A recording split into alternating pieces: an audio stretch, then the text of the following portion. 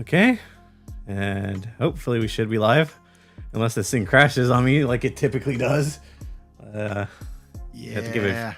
Oh man, you probably know OBS quite well. In fact, I did something for 4GQ TV on Thursday, and for the first like half hour, I couldn't get my audio to work. So it's like, what the heck? Really? Yeah. All right. So OBS being OBS. Yeah. It says I'm live, but I don't see anything on my channel. It might take a minute to pop up here. Are you on Twitch or YouTube? I can never. I'm on YouTube. I don't really stream my podcast on Twitch because I don't really have an audience there, so nobody would practically watch it. Well, I use Twitch for gaming and YouTube for other stuff. So. Oh wait, so you do have a YouTube channel? Because I was looking for like your socials, and all I saw was your Twitch link. Yeah, I don't use my YouTube a lot, but yeah, it's there. Oh yeah, that figures. Yeah. But yeah, how you been though, Paul? It's good. Been a while since we actually chatted. Yeah. I would think a few weeks ago or a month or so ago we were on a show together. I think, but yeah. Well, it's good to have shows. We don't really get a chance to chat. So yeah, definitely not. And this is a good chance to fix that, and hopefully get into some details about you. Cool. Yeah. Sounds good. Yeah. So. What have you been playing recently? Like any new games? Recently I picked up Mortal Kombat 1 MK1 finally. It was on sale. The new one or the original? The newest one, Mortal Kombat 1. Yeah. MK1. Yeah. It came out like last year or whatever it was. Yeah. Yeah, that how is that? I've seen some mixed reactions to that game. Like I like the storyline very well. Yeah, I enjoyed the story. I'm really bad at the fighting. I really need a fight stick to be able to do some of the moves and stuff. I don't know how y'all do it with thumb pads or with thumbstick. Your thumbs work way better than mine if you can play that game. I mean, I don't really play multiplayer competitively because like competitive multiplayer for fucking fighting games is kind of toxic. Yeah. Yep, and they have way too much fun beating the crap out of me. It's like, yeah. Oh yeah, especially if you're slow. Yeah, you just beat a handicapped guy. Be proud. Be proud. Yeah. Yeah. That's fun. Anything else you've been playing? Any like the Dungeons of what's it called? I can't even remember the name of it now. Hang on a second. It's the newish one on Xbox. Came out a couple weeks ago. I have to look that up. I haven't seen too much about that. I'm gonna look it up real quick. I just can't remember what it's called. But you know me, I bounce around a lot of games, so it's hard to go, what game have you been playing? And I usually have like a list of 12. That's fair. Yeah, I kind of bounce around between games, so I don't really. Sometimes I don't stick to one all the time. So I definitely get you. I've been getting back into one of the Forzas here and there, even a couple of days ago. I actually just recently bought Forza Horizon 4 because the listed announcement. That's the one. Yeah, I like 4. 4 was awesome. I actually kind of like it. It's actually kind of fun when you get into it. And the way I'm playing it is through my Steam Deck. Forza's the one who had the Lego add-on, right? Yeah. And that's the one, yeah. Because Forza is when I bought the Lego add-on, which gave me access to the entire game when they did what they did to it, and so I'm okay with that. So let's see. Oh, I also been playing a Star Wars Bounty Hunter, which the remaster launched day before yesterday. Yeah, that was a fun game. A bit challenging. It actually looks good. Yeah. Let's see. I'm actually kind of happy that they remastered that one because for the longest time I think it was only like a PlayStation Classic, really, like for the only way to play it is through the remastered program. But playing the original, it's really clunky, so the camera angles are really tight. It is, but I was enjoying it. I thought they did a really good job because they updated the controls and everything, and they updated how the camera works, so you can play it either classic mode or the updated the way they did it. So. And I'm enjoying it. It is a lot of running around, getting lost, and trying to figure out where to go, though. That was most of the PS2 gen games, though. Yeah, that's true. Let's see. Dungeons of Hinterberg is the name of the game that came out. came out the same week as Flintlock. Hmm.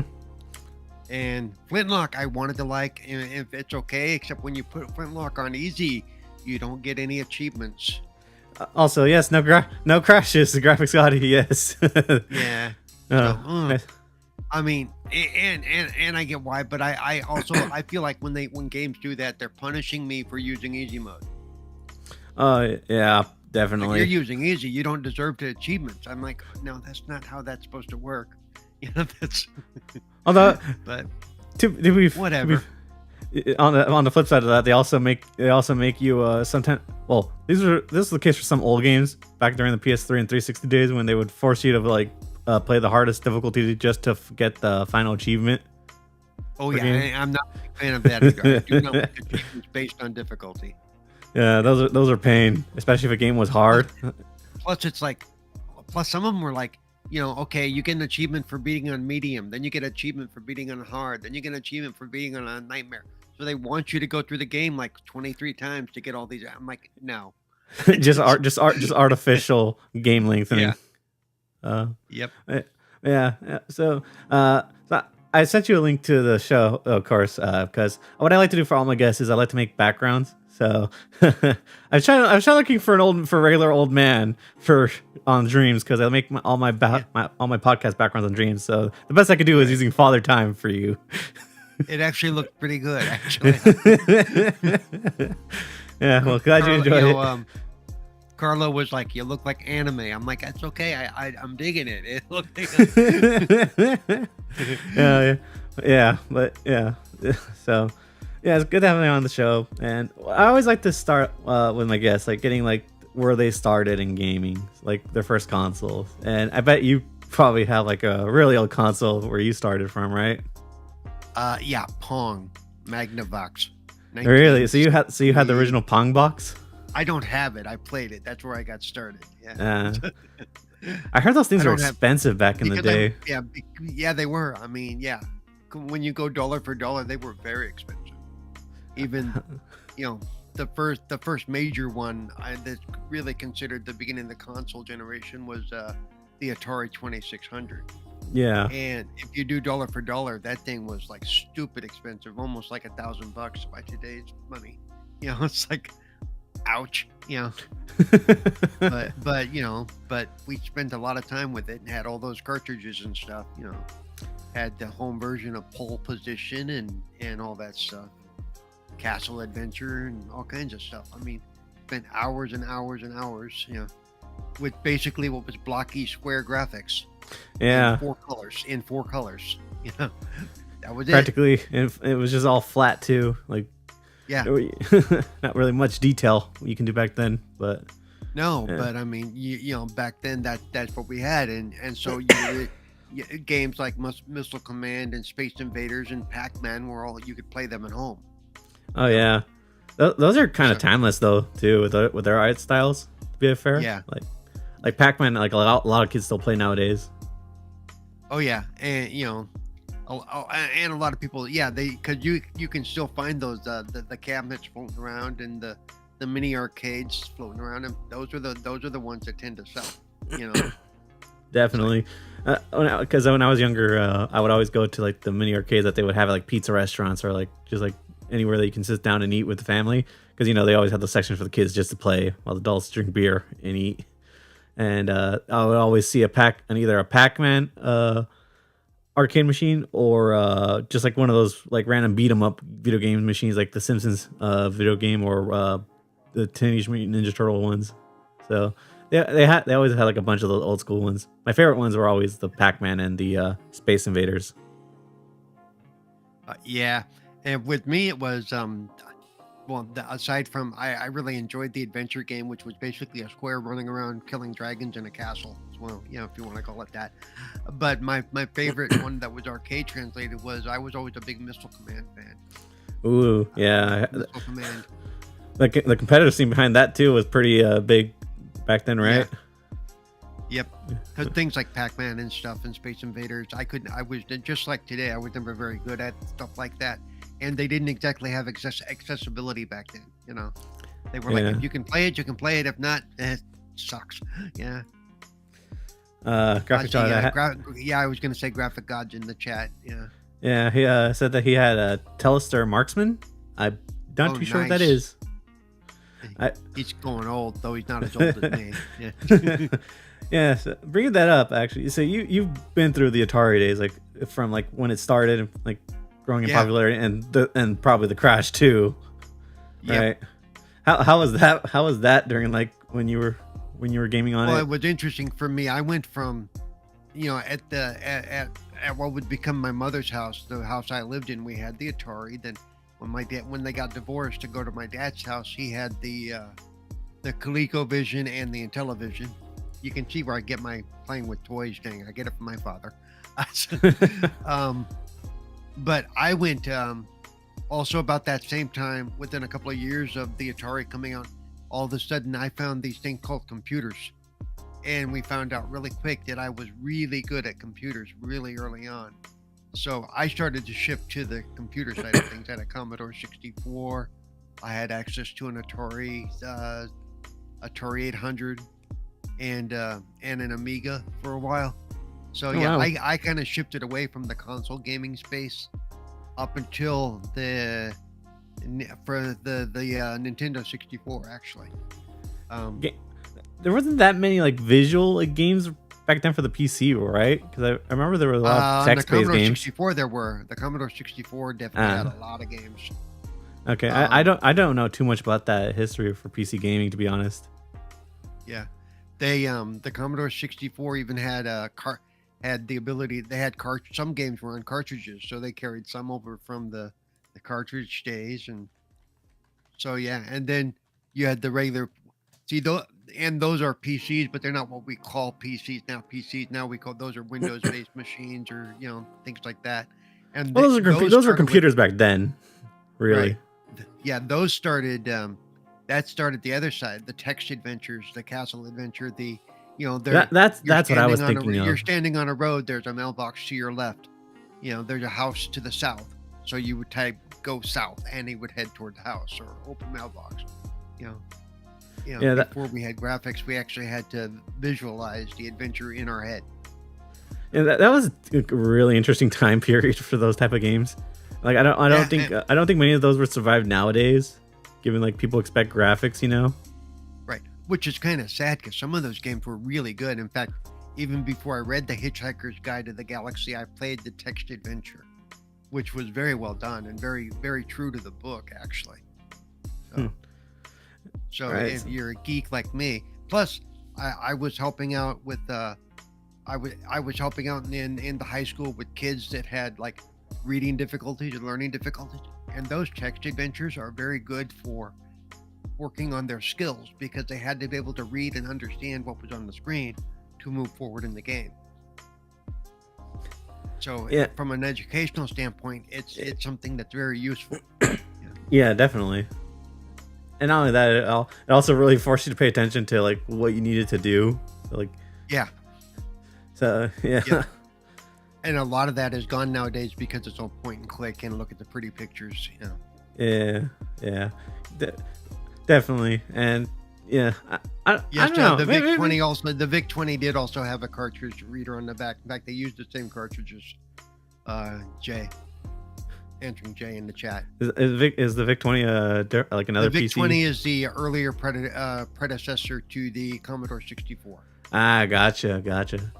Yeah, there's a lot of history I really don't know about then. And here I've been going deep into the old school computers now. Well, now you're gonna learn something from us. Definitely. So it's interesting getting your perspective going from the Atari to like a computer practically, because not a lot of people were able to afford those back then, really, right? Because computers were expensive back then. Oh yeah. I'm surprised you didn't go. The first one I had was a Timex Sinclair little piece of crap with 4 megabytes of memory, 4 whole meg, and it was, I think it was close to $200, and then the expansion card that brought it up to 8 megabytes of memory. So you could save stuff on it was another 150. Yeah. So yeah. Jeez, that will get you nowhere now with the game sizes nowadays. Yeah, pretty much. Yeah.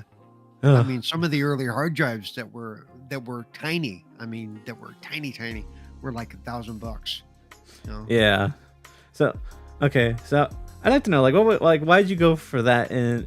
Or did you actually get like the Nintendo console, like when it came out, and you know how it saved gaming and everything, with how Nintendo was like leading? I think the first Nintendo console I can remember owning is the N64. Okay, so you didn't really get the SNES then? No, I did not personally, though I played on it, but Okay. but I didn't own one because I was into PC gaming. It's like, interesting. Why do I need a so you're like console when I have you were all these kind of like really in your own you were kind of like in your own bubble then, because PC gaming was kind of separate from what consoles were doing back then. Yep. So what? The Sierra Online point and click adventures, the stuff from LucasArts that is now available on console. You know, back in the early days when you looked at things like Grim Fandango and stuff, they didn't have console versions. Yeah. They were strictly PC. Yeah. And some of those games are kind of lost to history too, like because they were only meant for like those specific computers. Like they were never got ported to anywhere else. Yep. The nice thing about the LucasArts titles is they've been really good about game preservation and moving the games forward. Yeah. So all the Star Wars titles get moved forward. Yeah, and the Monkey Island ones too that they published. Yeah. Yep. I'm honestly surprised that they actually still preserve that too, considering how old those games are. But yeah, still good for people who want to play those nowadays. Well, yeah, because some of them age well. Grim Fandango is still a blast to play. If you haven't played it yet, Grim Fandango is awesome. Yeah, that's a fun little the only reason I know about that is because my dad actually he grew up with that, because he yeah, because he grew up with the SNES, so he's a bit old now, but he's yeah. So he told me about Grim Fandango and all those old games. Yep. So okay, and it was on Game Pass for a while. I don't know if it still is. Okay, so jumping, I want to jump ship and like try to figure out like how did you go from PC gaming to getting back into console gaming? Because I want to lead this into like your Xbox story, but I'll ask that later. Well, actually, it's going to lead pretty quickly into that because really. Then I got the N64, but and then things like GoldenEye and Perfect Dark. And that required that you got the additional little red cartridge for more memory to add to your N64 so that it would run certain games like Donkey Kong Adventure and stuff like that. Had all that stuff. How did you play with that stupid little joystick in the center of the controller? It was a pain in the butt. It's funny because you look at it now and you go, God, this thing's up. One, it looks phallic. Two, it's just to go back to those kind of things now would be very awkward. I think it'd be awkward for most of us. So. Oh yeah, and definitely put a lot of strain on your fucking wrist moving that joystick. And then they all of a sudden from there the Xbox One came out, the heavy duty it'll kill you if it drops on you console. Oh yeah, the brick. Or the Xbox, the toaster oven or whatever so it was so heavy that I don't know if you remember that the controllers actually had breakaway cords. So that if you tugged on the controller, it wouldn't pull the entire console down. It would separate from the cord add-on. So if somebody tripped over the cord, it would just separate the cord from the console and not yank the whole console off the counter. So I actually did not know that. I didn't grow up with an Xbox, so I don't know too much about what it had because I was more PlayStation. So that's what I grew up with. The original, the heavy duty Duke controllers, they had a piece that would separate, so that would plug into the console, and then from there it would plug into the controller. That way, if the controller cord got yanked, it would separate the controller instead of dropping the 40-pound console on your foot. Actually, it wasn't that heavy, but I think they were heavy though. I think they were close to 10 or 15 pounds or something. I mean, it was stupid. Well, that's a nice way of saving you an injury. How'd you break your foot? Yeah, I dropped my Nintendo, my Xbox on my foot. Yeah. Yeah. But then of course Oh, continue. When did I get my 360? I got my 360, my first one, and my second one, and my fourth one because of the Ring of Death. We'll get into that in a little bit, but I want to see I want to kind of pick your brain about the N64. What kind of piqued your interest about getting the N64? Was it just like some of the games that you saw for it that looked really interesting to you? To be honest, like my dad, I like toys. Seriously, I think hey, it's electronic, it's got pictures, it looks pretty, it plays games. I'm there. Yeah. So did you ever get those old school VR set? No, I don't know what to call it. I know. No, a lot of the add-on stuff I could never afford, like stuff like that, and some of it I just never had an interest in. Some of it I'm glad I didn't have an interest in, like the Power Glove and stuff like that for the old Nintendo. Wow, yeah. Oh yeah, that those are expensive back in the day too. Yeah, and they didn't work that well. So yup, might as well just be burning your money. Yeah, so I some of that like I said, I didn't have the actual the NES, so I would go to friends that played Duck Hunt and stuff like that. That's what Yeah, but I don't remember why I got that console. It was to be honest, it was probably GoldenEye. GoldenEye is probably why I got that console. Were you a big fan of 007 back in the day? Yeah. Oh yeah, still am.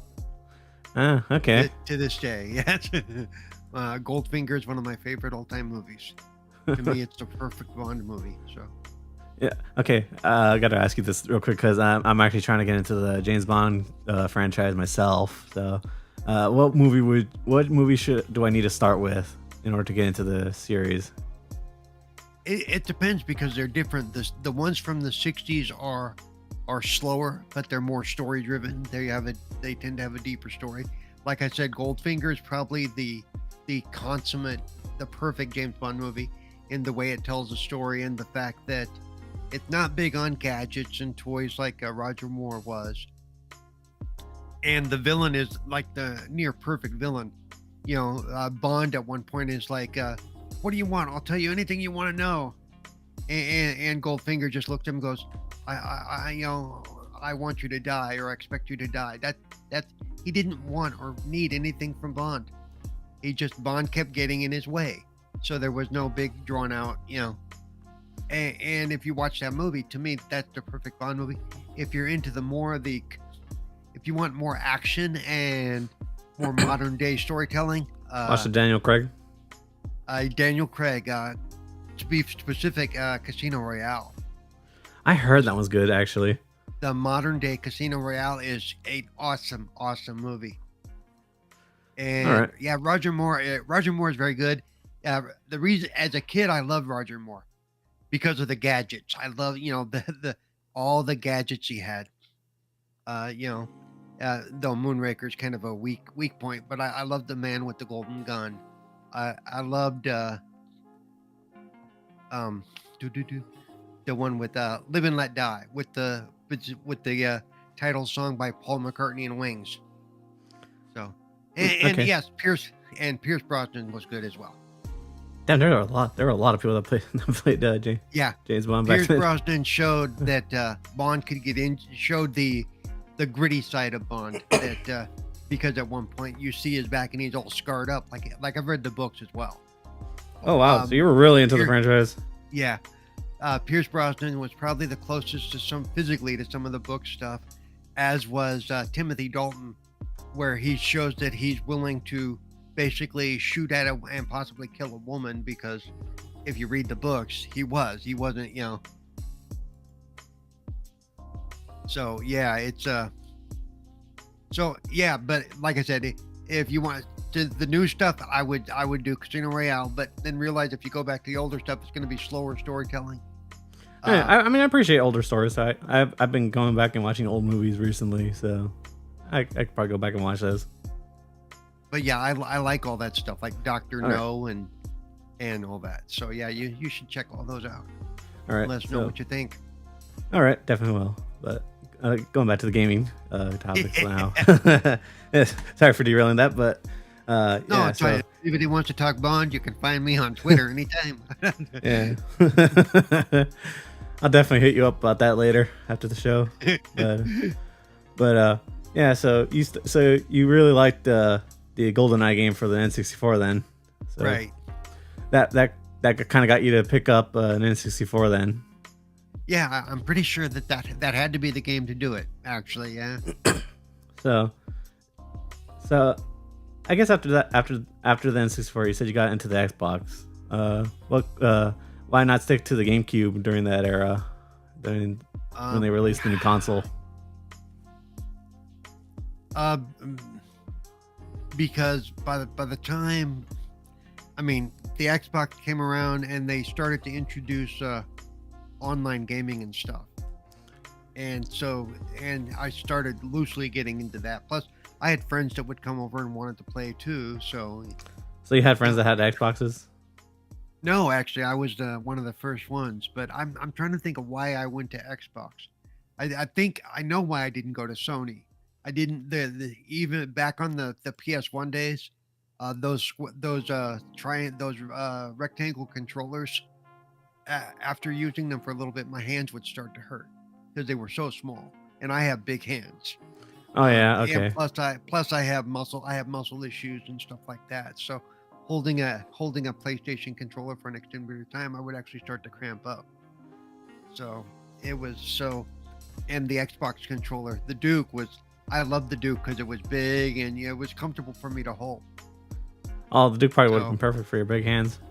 Although when they introduced after the Duke, they introduced what they called the S controller, the smaller controller, because the Duke was too big for a lot of the Japanese market.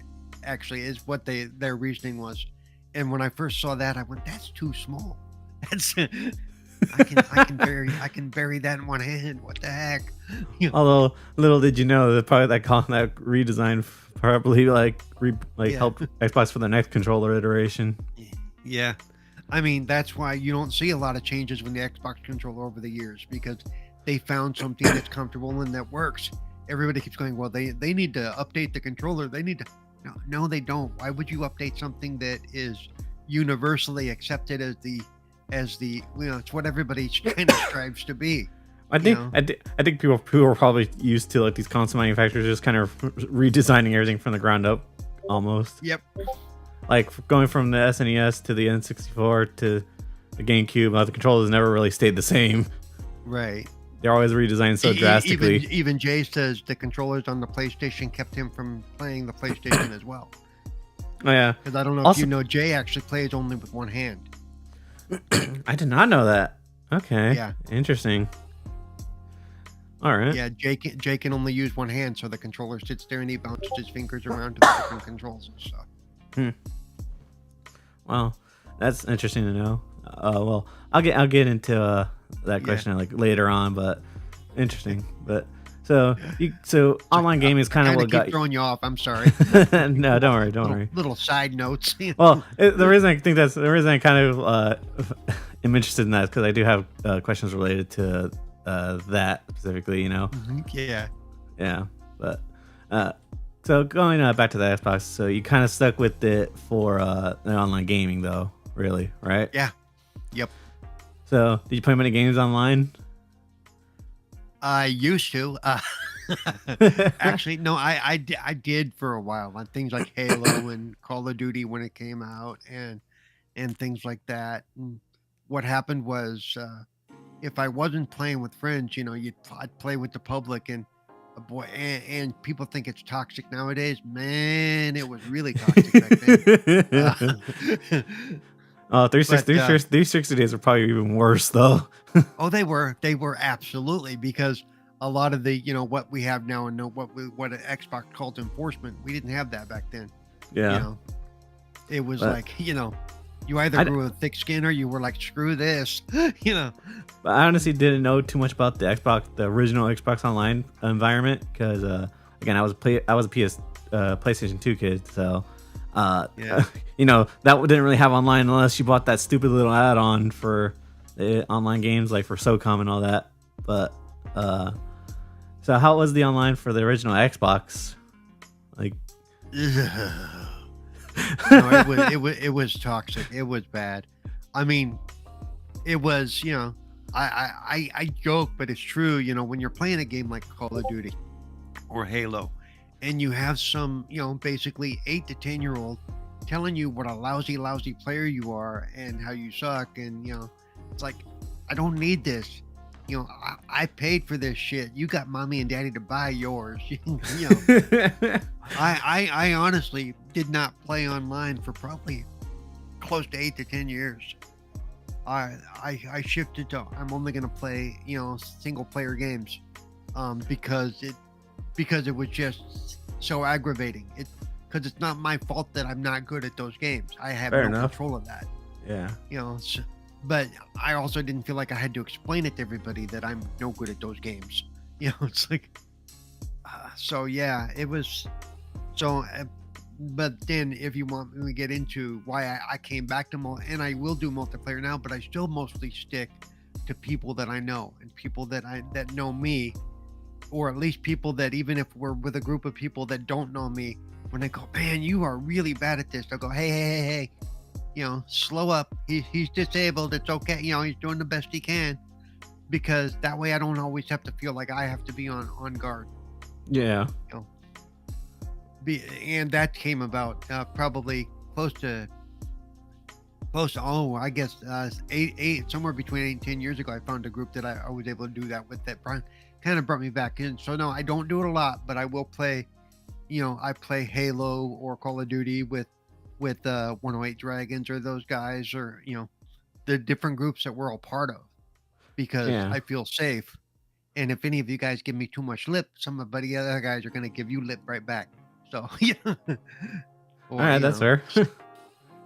Yeah, definitely helps to play with friends. To be honest, like, right. Then you don't deal with any of the bullshit. If I do bad, if I do bad, we said do. No, if I do bad, they either understand. Yes, they're gonna still probably give me crap, but they're not. Yeah, that's just what friends do.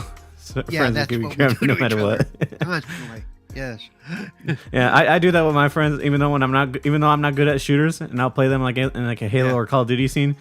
They'll fucking dunk on me for being at the bottom.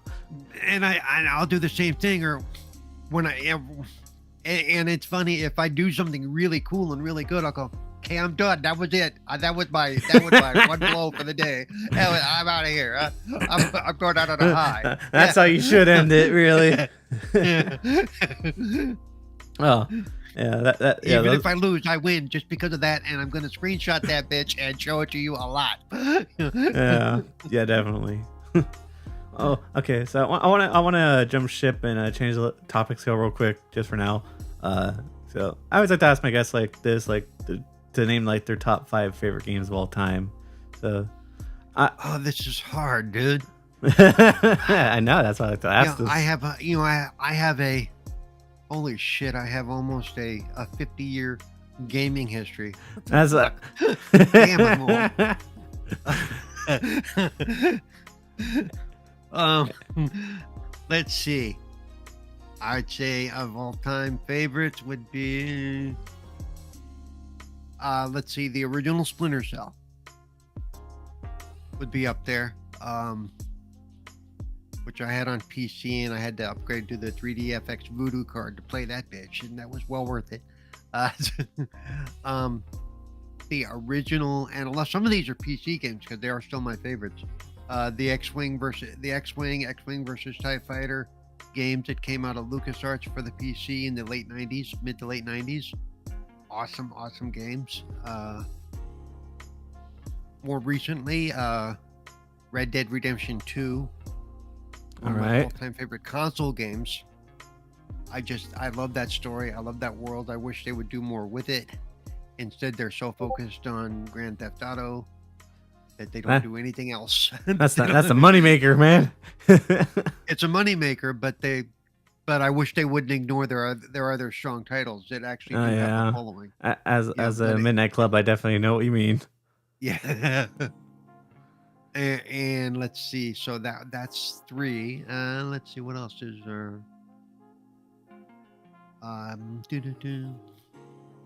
different style, but I love Alien Isolation. Creepy ass game.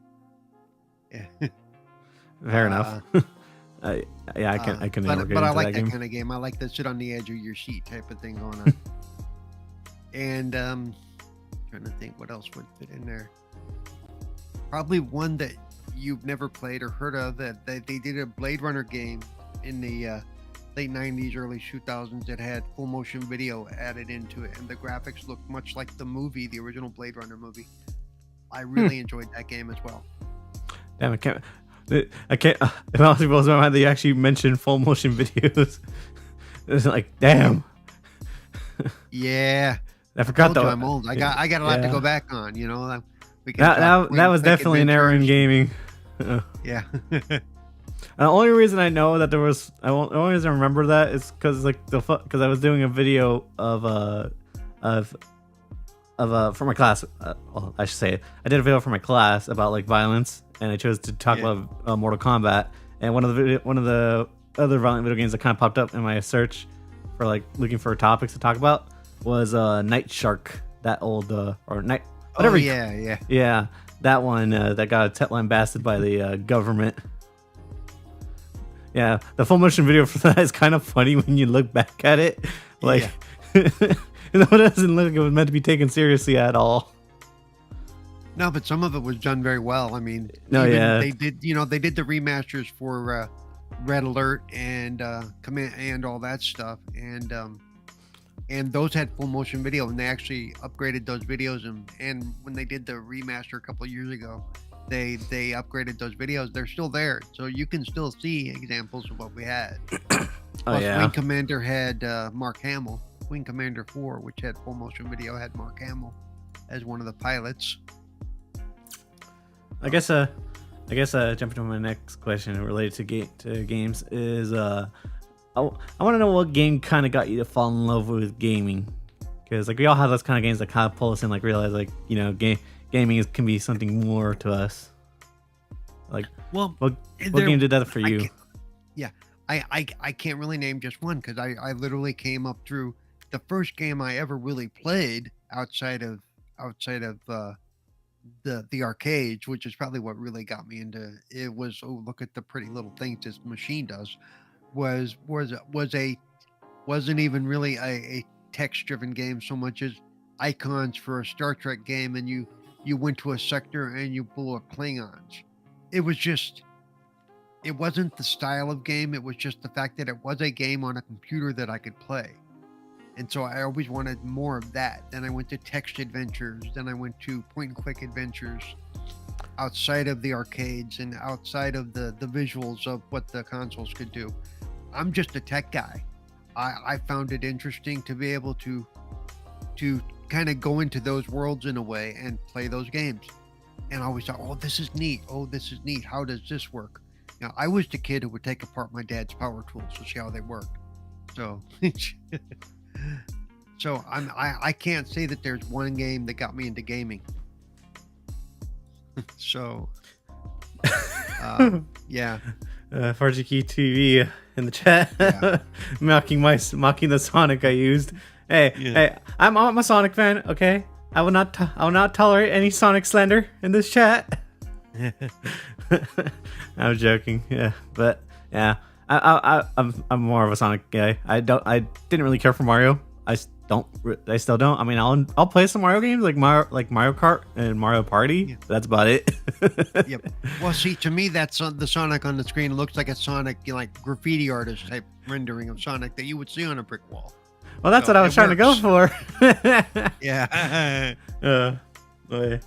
Yeah. All right. So you were kind of really fall in love with the technology though behind gaming and how it's probably more the technology than the gaming itself. Yeah. That's fair. I know a lot of tech enthusiasts kind of did too when gaming kind of first started out too. But that's why whenever the new consoles and stuff come out, I'm very deep into the tech aspect. Okay, I did the same thing when the Xbox Series X came out and the PS5, and I'm comparing technology and going, yeah, the Series X is the way I want to go. Oh no, he Paul is father time in this here show. So yeah. Yeah, I just thought it'd be funny just to keep that. Because you probably, okay, I don't know if you take any offenses, but you probably are like one of the oldest people in this community, right? I am one of the oldest people in this community, yes. Yeah. Sir X-Man is actually 6 months older than me, but yeah. Oh, really? I have yet to find out any others that are actually older than me, yes. So right now he probably takes the cake and then you're in second place. Yeah. Yeah. It's okay, I look better, so. Yeah. Don't let Sir X-Man hear this. But all right, so jumping back to the Xbox, the topics then. So I know you're pretty big into Xbox now, and like you like to be part of the community, like a lot. So what kind of got you into the Xbox community in the first place? Like coming from like just playing Xbox and you know. Well, what it was I was just playing with my friends and some online stuff, and then I got invited in like 2019. I got invited to the Xbox Ambassador program, and I thought, oh wait, what the heck? Of course, and then they let you know when you join the program. Hey, we have a presence on Twitter. Hey, we have a presence here and there and everywhere. So that's when I created well, I can't say I created my account on Twitter was actually created back in 2016 or something like that. It says on my thing. But I never used it, so I went back to it, and that's how I kind of started getting into the community side of things, and started, I would watch the Xbox ambassadors, the community leaders would stream, so I would get into that, and then the stream host on the Xbox ambassador channel, before I was one, they would stream, so I would watch their personal streams as well, and then getting involved in Twitter, I started to reach out and follow more and more people, and then one of the Xbox ambassadors told me that Gaming Beyond the Box, that this will tell you when it was, is they were giving away a copy of Maneater, the shark game that came out a few years back. And I started watching Gaming Beyond the Box, of course, tried to win the thing, didn't win. But within like a month of watching them every week, all of a sudden Wilmy goes, hey, do you want to be on the show? Sure. I mean, at that point, I hadn't been doing podcasting. I hadn't been streaming.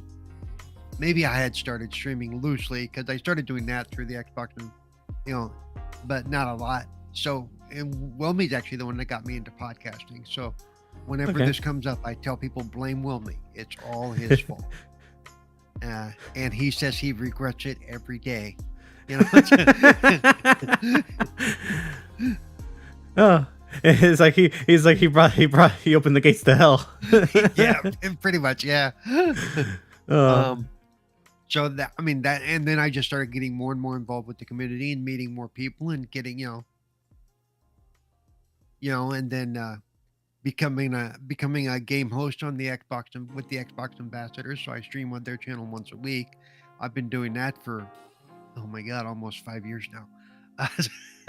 Oh wow, been at this for a long time then. Yep.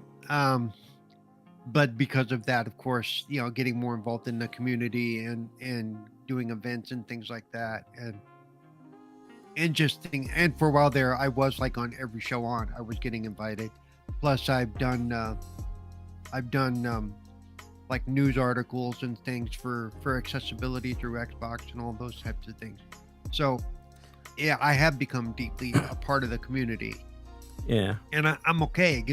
I like being a part of a community. When I was growing up, it was being part of my local community. I've always been part of like nonprofit organizations and doing things with the community to help different aspects of the community. This allows me to do it from the comfort of my own home. So I don't actually have to go outside. Stop it. Carlo. I read that in the chat.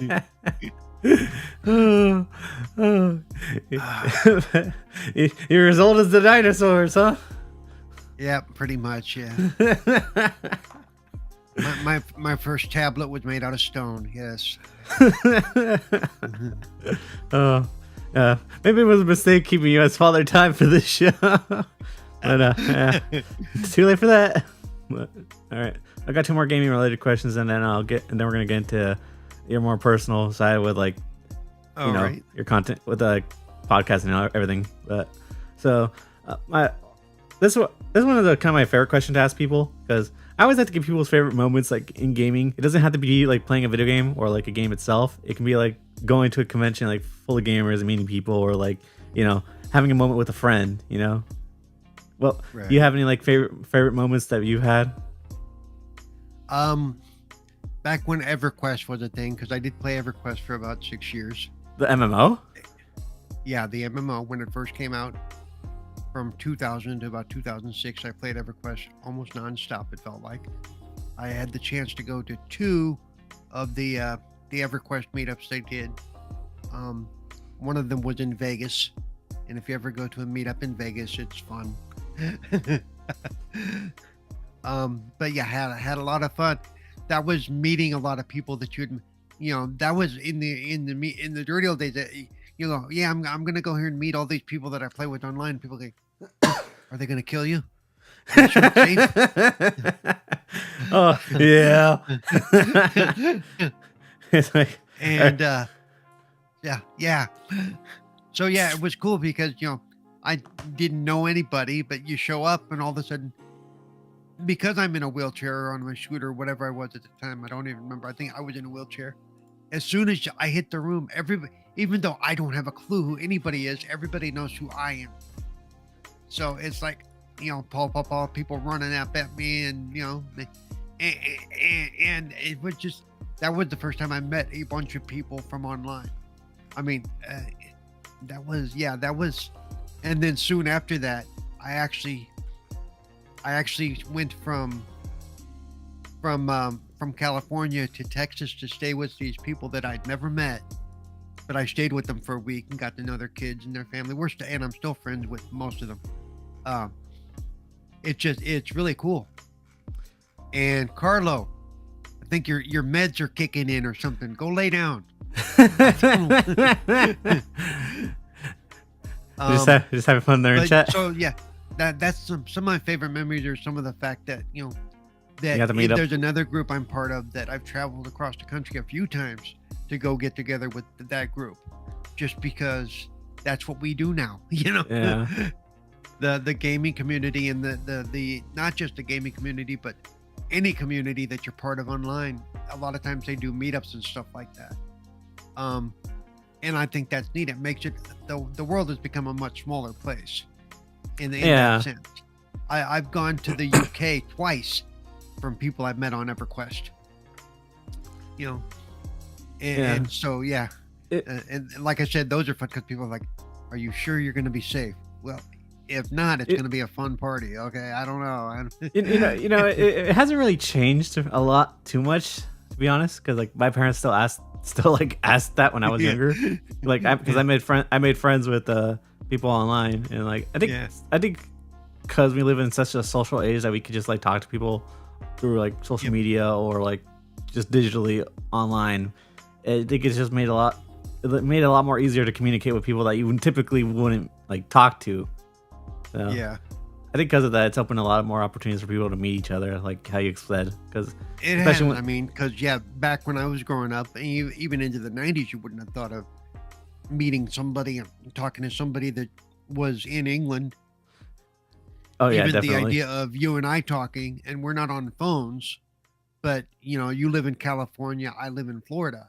That, you know, back we would have never probably crossed paths except for the internet. Yeah. It's crazy. It's crazy how Carlo, which I'm kind of sorry I crossed paths with. If you didn't knock it off. Okay. Let him be. He's not harming anyone in chat. But okay, yeah, that's. And also, I think EverQuest was like probably like one of the first big MMOs like before that predated WoW, right? Too. So it was like pretty popular back in the day. Yeah. EverQuest is the one who it became the biggest at the time, but it wasn't the first. The first was actually, I believe, Ultima Online, which we had the interview, the joy of interviewing the creator of Ultima Online a few months ago. Oh, really? British. Yeah. Oh. He's also an astronaut. He's also been up in space. So yeah, that was a fun conversation. Oh, wow. Okay. Wow. That's really cool. I have to get Yeah, some story behind that. Some of the stuff I do does have its perks.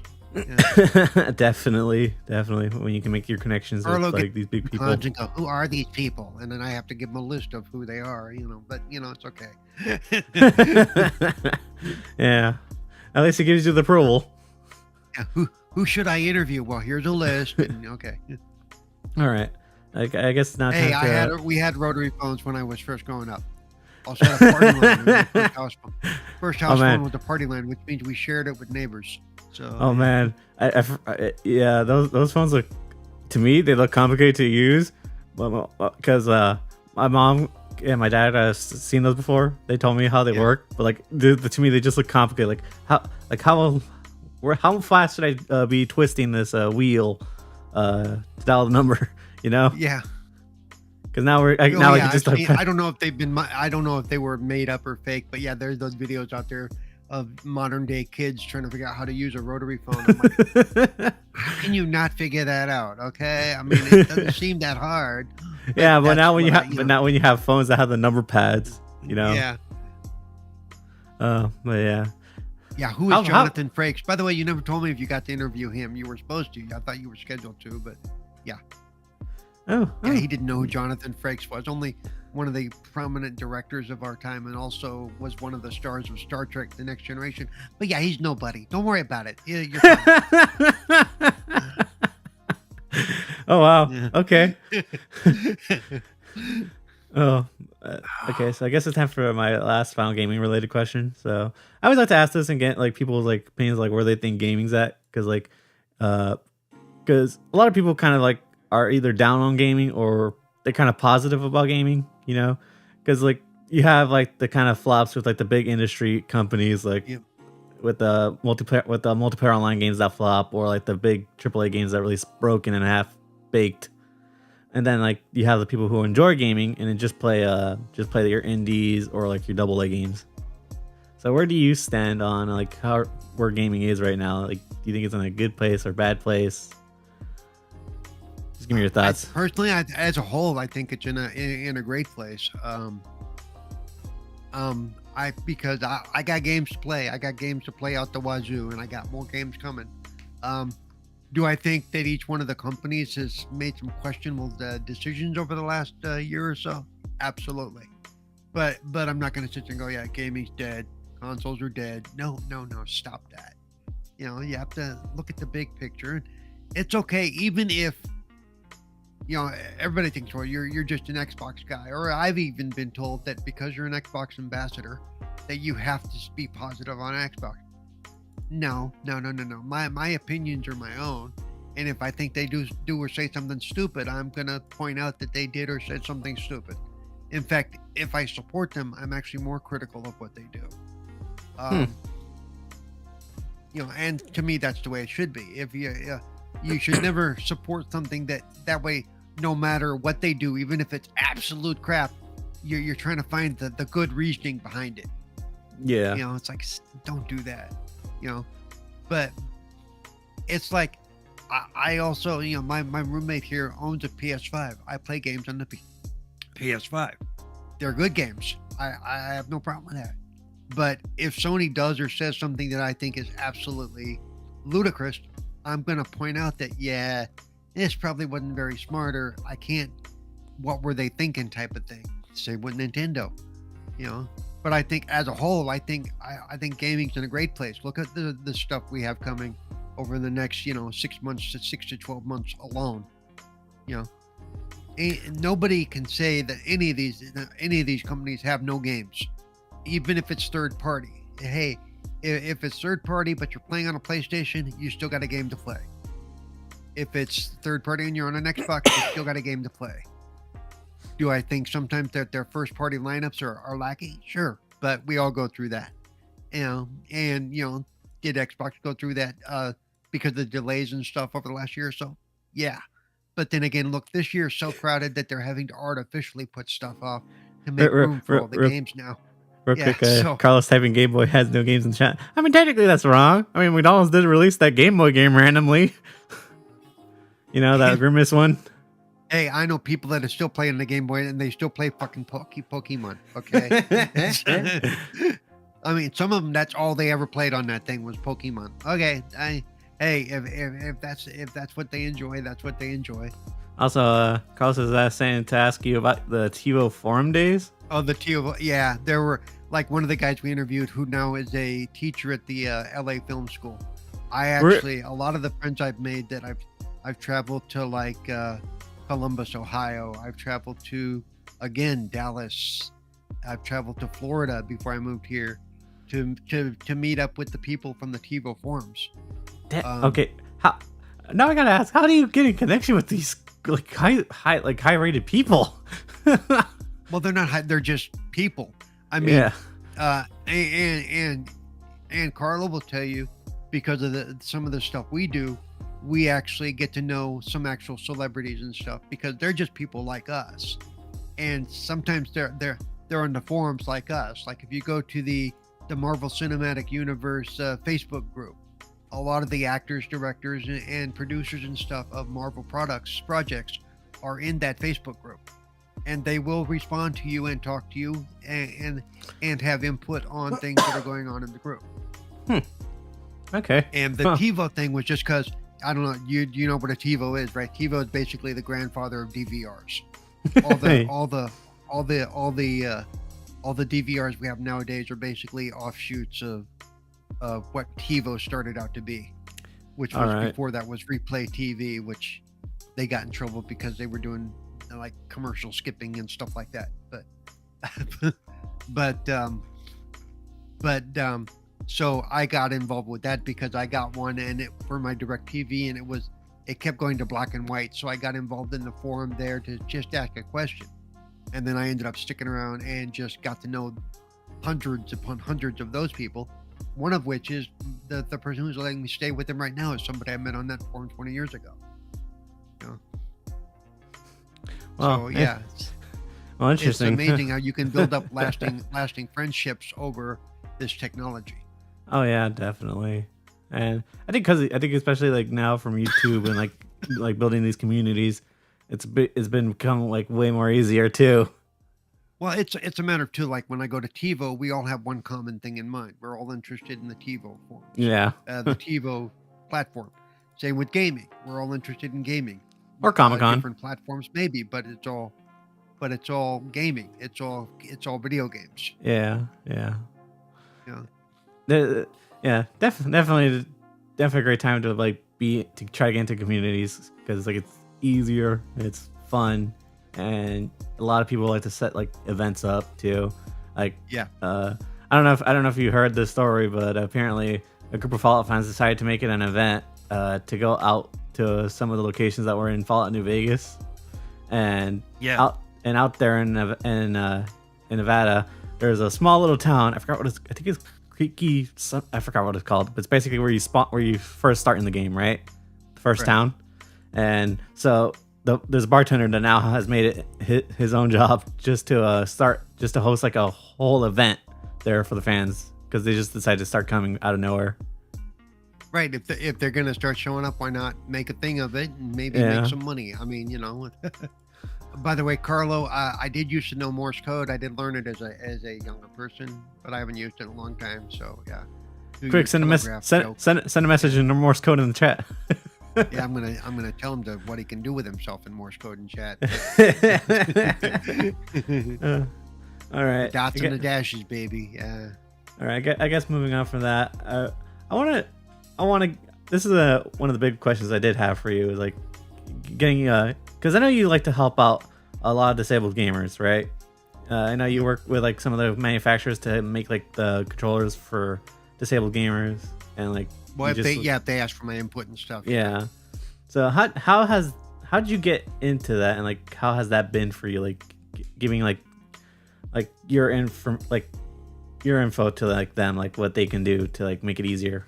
Well, that just kind of fell into that by accident. It was never my intention to become the quote disabled guy, you know, as far as, you know, but so when I became a Xbox ambassador stream host, what's my program going to focus on? Am I just going to do, you know, just gaming for gaming's sake? What's the title of my show and all that stuff? And so then I thought, well, okay, that's where Gaming Differently came from, because gaming. My show is called Gaming Differently with CerebralPaul, and a lot of that's because it's actually from a term that I don't prefer to use, because I don't, differently abled is one of those terms they use for disabled people, which drives me crazy. I'm disabled. I'm handicapped. Hell, I'm a cripple. Whatever. But one of the terms coined years ago was differently abled. So I kind of played off of that. So when I game, it is a little different because of my limitations and stuff. So that's where that came from. And then through my involvement in the ambassador program, all of a sudden, for a while there, I was interviewed by Forbes magazine. I was interviewed by National Geographic. I've done videos for Xbox where I talk about accessibility, and so it's all kind of grown from that. And now, Microsoft actually has a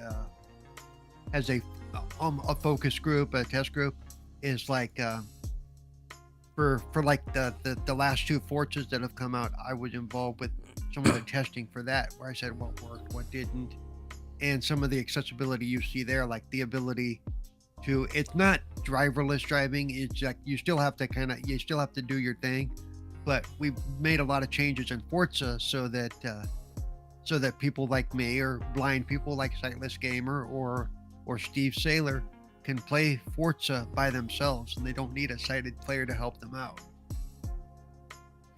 And so, and the more I've got into it, the more it's like, hey, you know what? This is an important thing.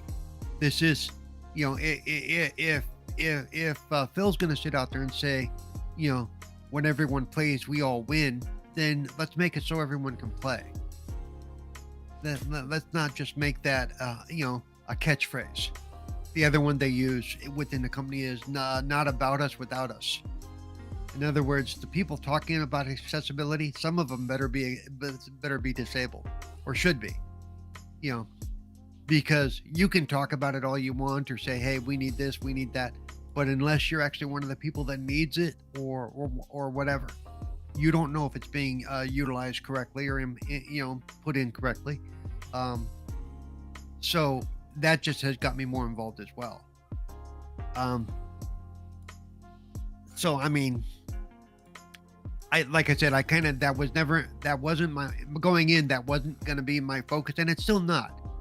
I am the way I describe myself is, I'm a gamer who happens to be disabled. I'm a gamer first. The disabled part, even though it's a part of me, it's not what defines me. If that makes sense.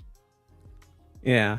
And that's why even when we do these shows, sometimes the only time I get some of the invites is when it's like Accessibility Awareness Month, or whatever, and it's like, okay, so that's going to be the focus. That's fine, but I've always said that I don't ever want that to be the only reason people want to have me on their show,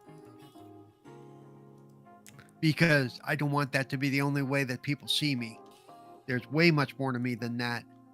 My knowledge on gaming and my knowledge on the technology goes way beyond accessibility, as you learned today. Yeah.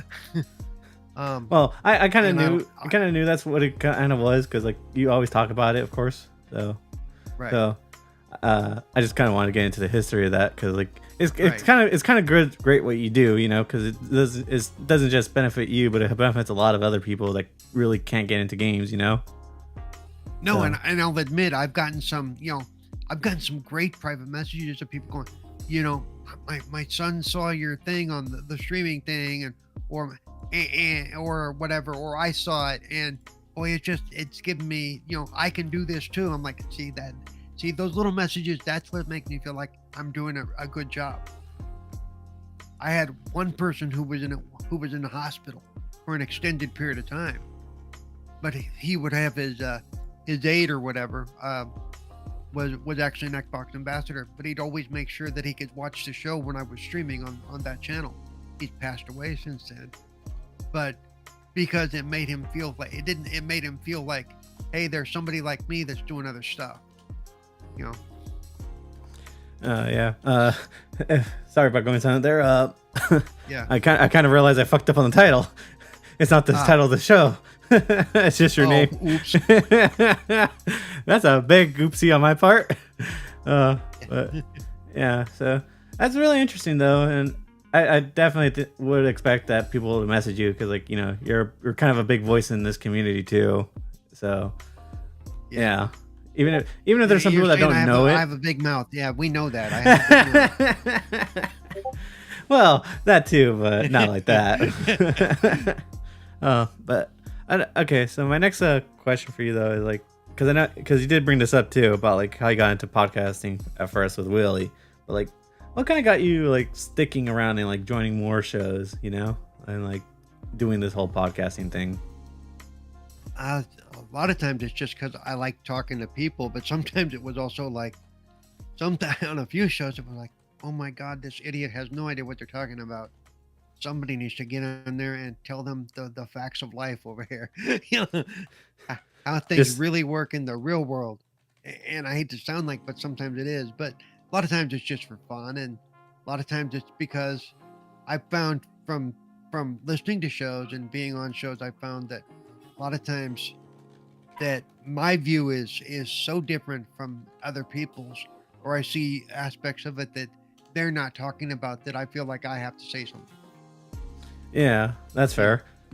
But besides those people, there's probably our shows like you've probably enjoyed being on, right? They just stuck to. Oh yeah, like I love being on Will Me's show because that's always a lot of fun.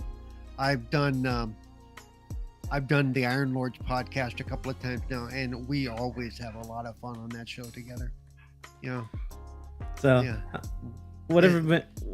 I know you've been part of 4GQ TV for a long time, and I know you're also part of a Wise Old Gamers show, or Wise's show. So how'd you end up like sticking to those shows kind of like as a panel member? Wise Old Gamer paid me in liquor. No, I'm kidding. I knew he was paying someone. No, what's funny is I have told him this before, so this is no surprise. I first got exposed to him on Noof's show, which I used to do as well. Gaming After Dark. And I used to think, God, what an ass, because I really didn't care for him. But as I got to know him and did a couple of shows with him, and then he asked me to stay on his show, I'm like, okay, now there's like 40 of us on his panel every week. It gets a little crowded. But, tell me about it. But yeah, that's fun. And 4GQ TV, I don't even know how I got started on that show, but that's different because we do movie stuff and we do interviews and things like that. So we don't just talk about gaming. It's become more of a pop culture centric show, Yeah. And all that. So, and to me, that's a little different. It's like my doing the wrestling show on Mondays with who used to be Spooky. Now it's the Moon Man. I like doing that because it had nothing to do with gaming. It's like, I could talk about something that's not gaming related. Okay, that's cool because I'm into wrestling. I can do that. I forgot what was the actual question in there somewhere. Like what got you to stick to doing podcasts? Just to me it's fun, and it can be informative, and yes, it can be frustrating for me because sometimes I feel like people don't listen to me, but whatever. Yeah. At some point I just got to get it into my head that I'm going to say what I got to say, and if people believe it, that's okay. The only thing I wish I was better at, what they would call keeping receipts, remembering, I can always go, hey, I said that like 2 years ago, but there's these guys out there who go, I can said that 2 years ago on this show at this time, and I can go pull it up. I can't do that. I don't have that kind of remembering the finite little, because if I did, there's a lot of people that'd be paying me a lot of money. Yeah. And I definitely pay for it to have that ability. Yeah. It's just a matter of, sometimes, they go, who saw this coming? And I'm sitting there raising my hand going, over here. I saw it coming. I told you months ago that this was coming. You know, it's like Yeah. because of the way I look at things, I tend to see those little trends and stuff. But I just, I enjoy being around the people. And yes, there are some people I won't do shows with if they're extremely toxic. I'm like, no, I'm good. I don't need that kind of, you know. But I just, plus it gives me something to do. Seriously, I mean, whatever, Yeah. Like I said, it's better than doing fun. nothing, at least. Yeah. And I'll only do it as long as I'm having fun. When it becomes a chore or I'm not having fun, I'm not gonna do it. Yeah. I think that kind of only happens like really when you're hosting, really, because like when you're hosting a show, it really kind of becomes draining. It feels more like a job. Yep, and it's one of the reasons I won't host. I will help, I will do, but I don't like being you've got to get all this stuff together and figure out what the time. I was actually going to ask that because like with your personality, you could definitely host your own show, which I was kind of curious like why you haven't yet. If I did that, I want a producer. I want somebody that can go, hey, you come up with the topics, you come up with whatever, and then I'll go with it. But I don't want to be the one taking the time to put all that crap together. Yeah, that's fair. And what's funny is I know all the topics, because I keep up with all this stuff. I'm just, when it's happening, I'm not cognizant enough to go, oh, right, that would be a good topic for Friday's show. Because then Friday hits and I forget that I even thought about it. Unless I write it down or something. So who knows? Right. So maybe one day, after I get more settled, maybe I will decide to take lead on something. All right, I fixed the show title and I fucking put tags in the description, so fixed everything. There you go. Gotta love when you forget to do stuff before a show, huh? Oh yeah, and I do that on streams all the time. Though, okay, do I change it now or do I stop the stream real quick? Because usually I'll catch it within the first couple of minutes, and then start a new stream so it comes up correctly. Because now, that kind of actually leads into a perfect segue into like your Twitch, because I've seen that you've been live streaming on Twitch pretty daily or weekly, I guess. And yeah, how's that been for you? I mean, I like doing it. I need to do it more on my own channel. But I don't have the energy right now. There's so much going on right now that I just don't have. I'm hoping that once I get moved and once I get settled, I can start doing. Because for a while there, for about a year or so, I was doing almost daily on Twitch, even if just for 2 hours.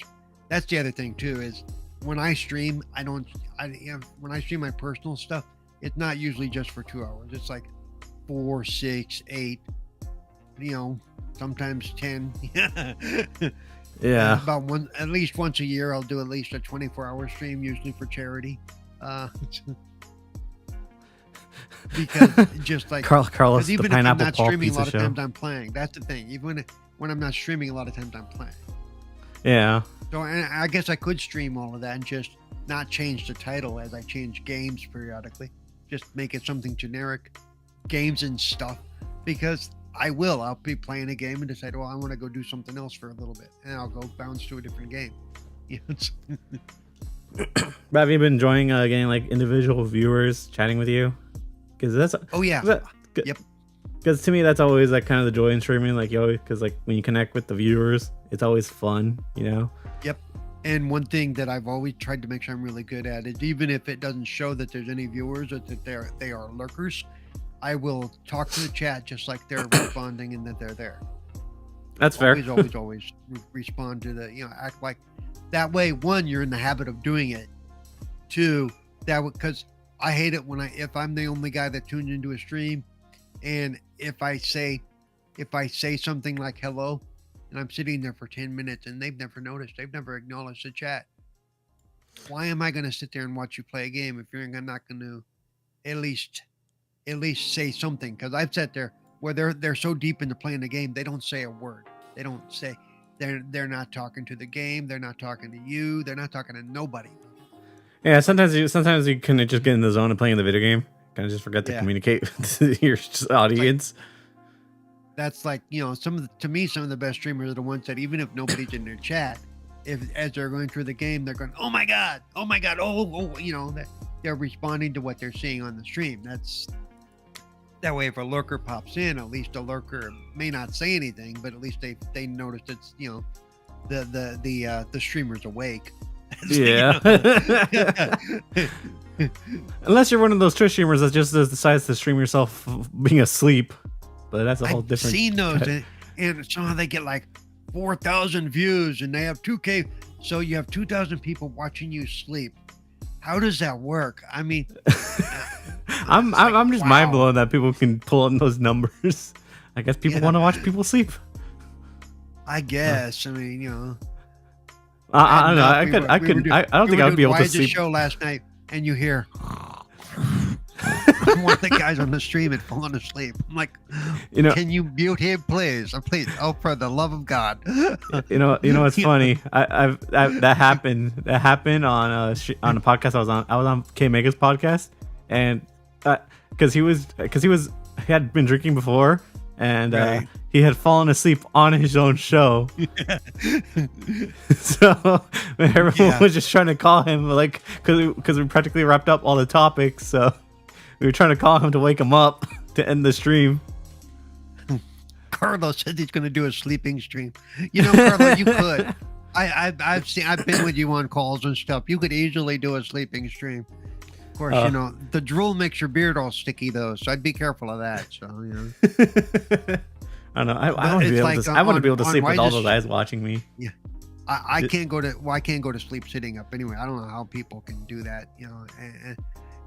But it's funny because even Loke, every once in a while, he will fall asleep on the stream, and then at the end of the stream, we're all like, we're talking to each other, and we're all leaving, and we leave Loke there. The call's open. He's dead asleep.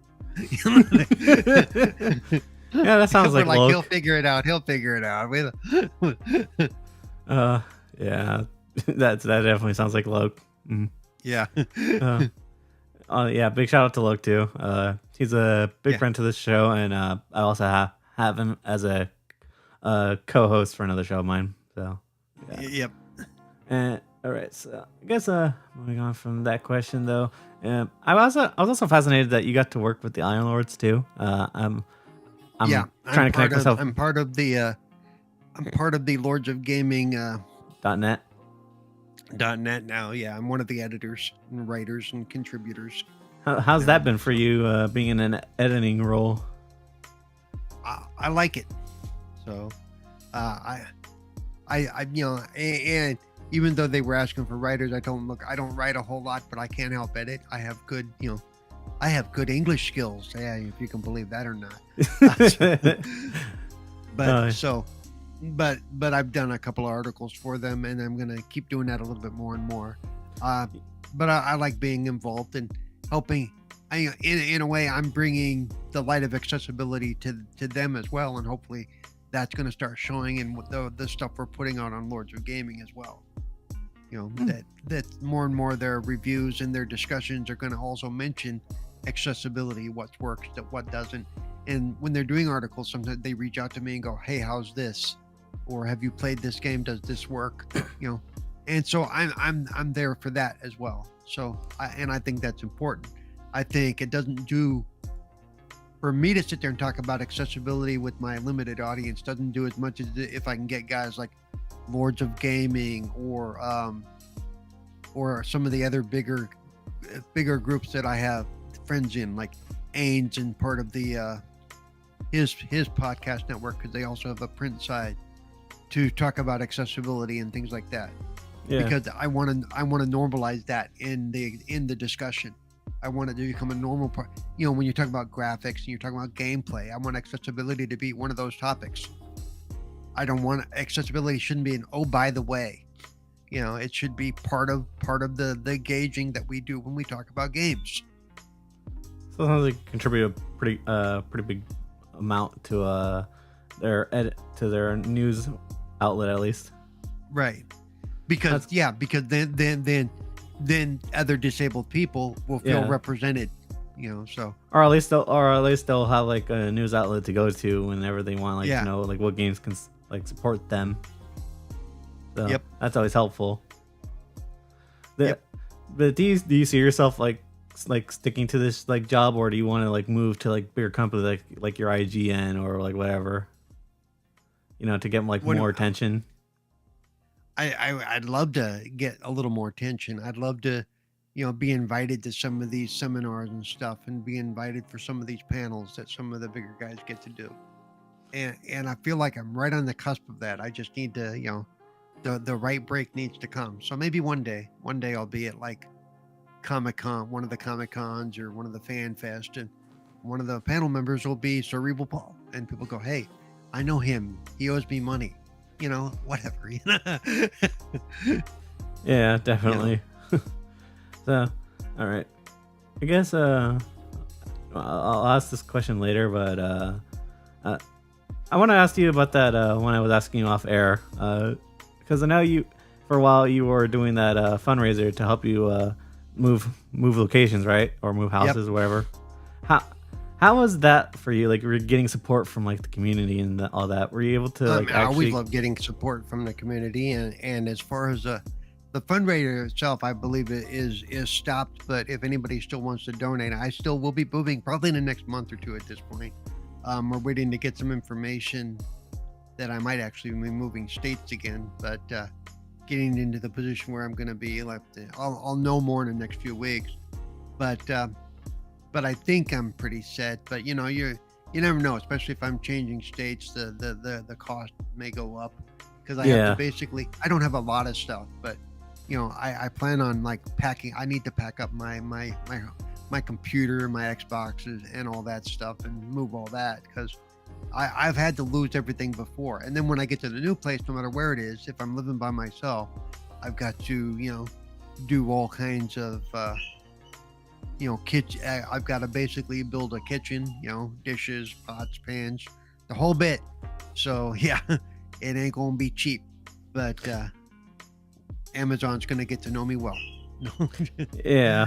so it just, and that's one of the reasons I'm not doing a whole lot, is I'm wanting to get settled first, and then I want to try to focus on all that stuff, because right now it's hard for me to focus on like doing a weekly show where I'm in charge.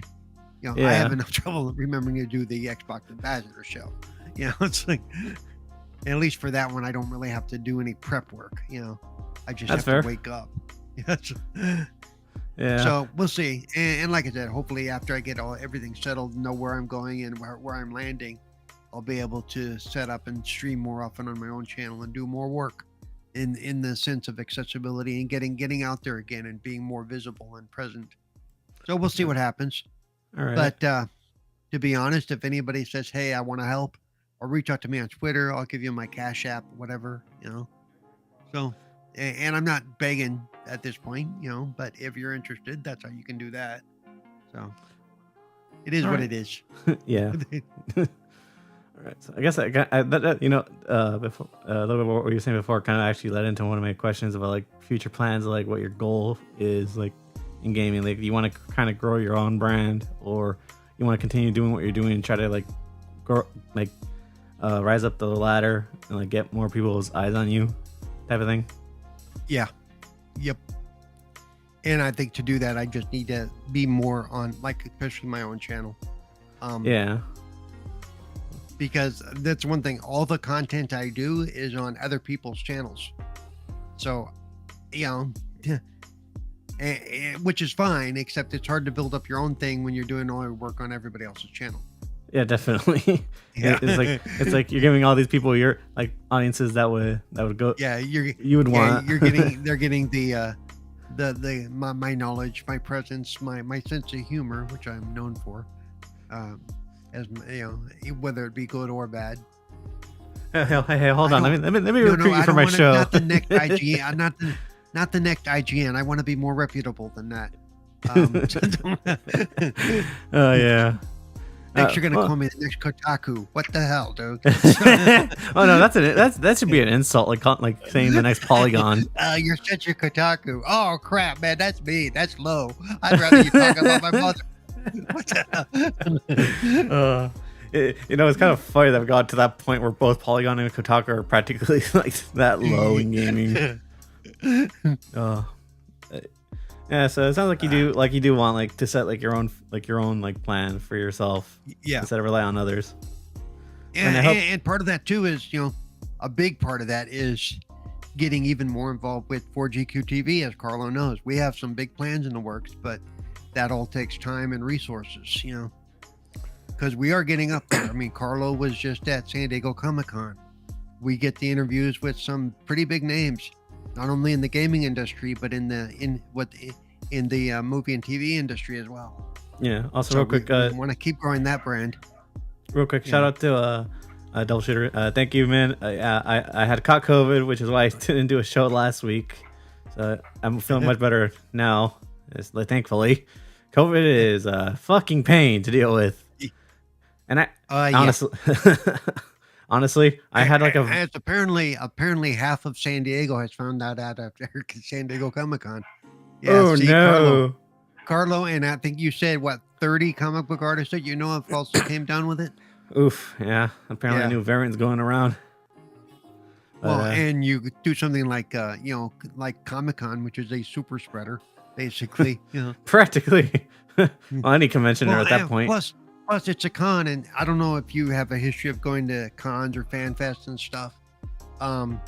We all used before COVID. It was just if you went to an event like that, you would come home and end up doing what they call the con crud. In other words, you'd get the flu or you'd get a bad cold because you're around all those people and you were exposed to all that shit. And you get home and your body goes, okay, fuck this. Practically. Yeah. Well, now it's just a new variant of getting sick, practically. Yeah. It's just that it's a new version of the con crud, and it's just because it's COVID though.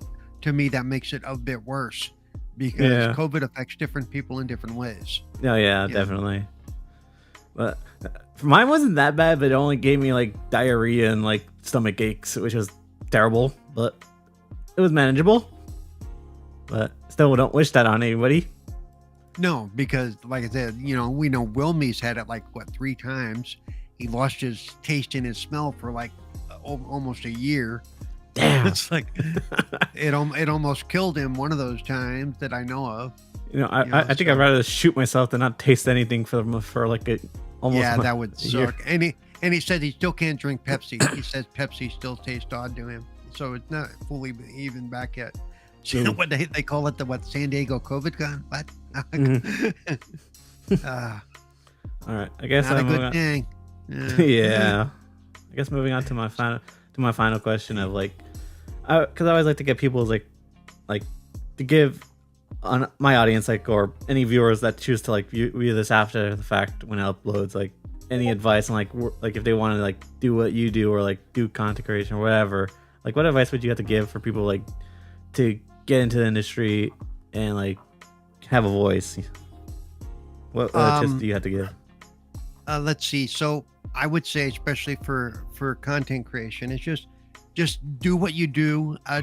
You don't invest a crap load of money when you're first getting started. There's no need to do that. Some people start their channels with just their Xbox, and because you can stream from just your Xbox, you don't need the $5,000 PC, and you don't need all the gadgets and gizmos and all the bells and whistles.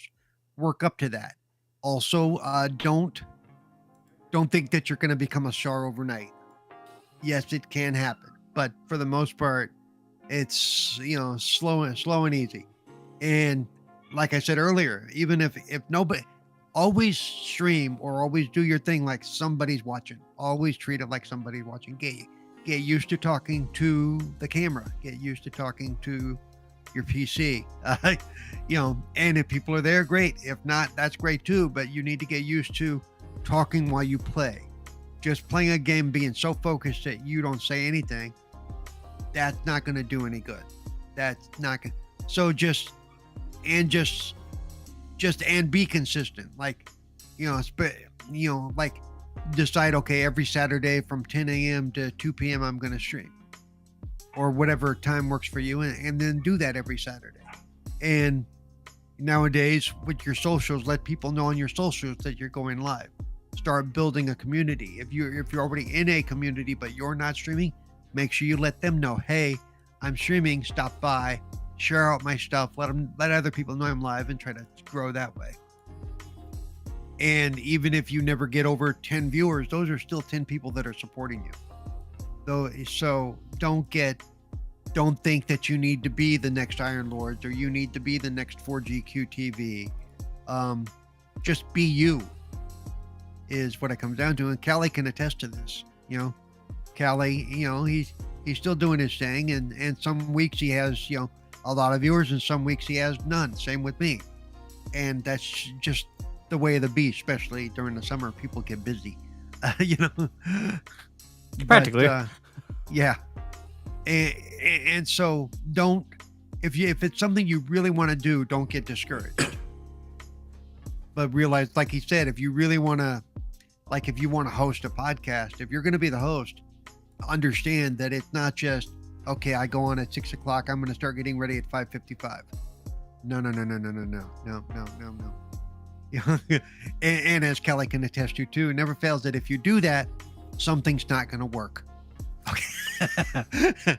100% I could attest to this because one time I woke up. I kid you not, I woke up 5 minutes before the show was supposed to start, and I had my guests waiting in the Discord. I was like, oh shit. So I had to be fast and prepare everything. Yep. And it's, and there are times, like I have a friend who, we were notorious for this. I would go to watch his show and it'd be like 20 minutes late, go, dude, you have no audio. And I'd type it in the chat. Oh, that's such a pain. And what's funny is he would have other viewers and they'd be like, everybody's been sitting here for 20 minutes. Nobody has said they can't hear me. I'm like, yeah, people are like that because they are. Your viewers will sit there and watch you, and some of them will not tell you that something's not working right. Other than them will jump on you like fleas on a dog.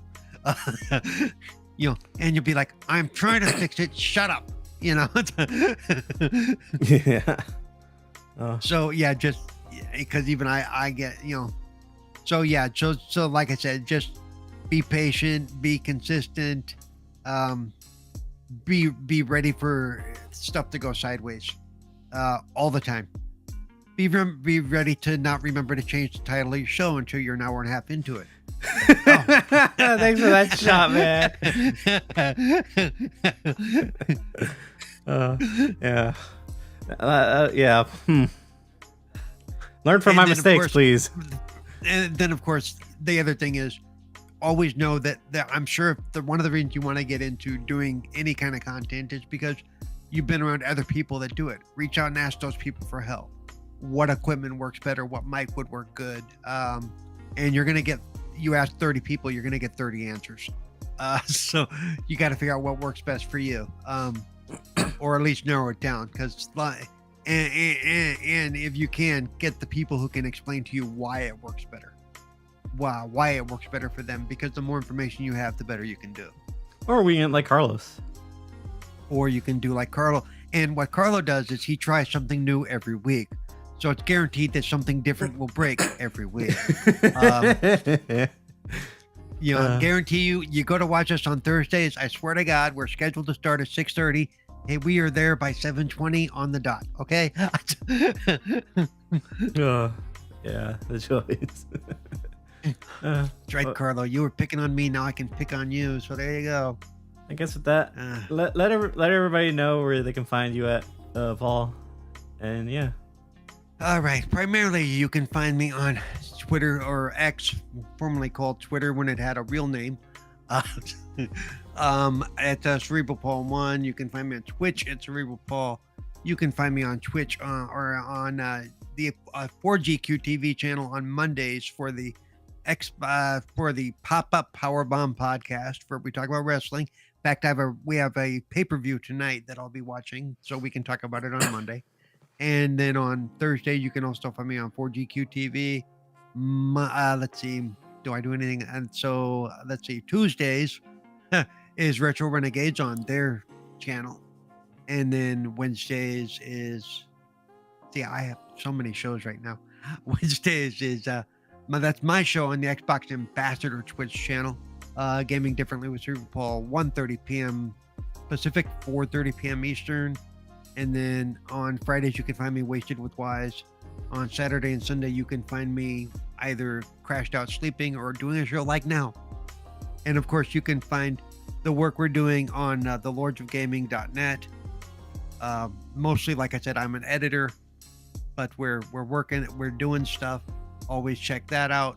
And I think that's it. Yeah, I think that about covers me. Okay, I realize I'm gonna need to go back and post a lot more links. Yeah. Yeah, and I honestly I went ahead and put links to your Twitter and Twitch, so whenever you post about whatever show you're gonna be on, they can find you there. So yeah, good. Right. That's the big thing is follow me on Twitter for knowing when I'm gonna be on a show and stuff like that. Yeah. Well, it's been a pleasure, Paul, to have you on, and I really do appreciate this. Thanks for having me. Yeah, and thank you for talking and giving your history. I truly appreciate that, and hope to see you on another show another time. But I'm sure you will. With that, guys, hope you guys enjoy the rest of the weekend. I do have another show planned for this following week, so I'm gonna give you guys a little teaser during the week, probably during Tuesday. So stay tuned for who I'm gonna be having on my show, and it's gonna be very exciting. So yeah. Anyways, enjoy your weekend and peace.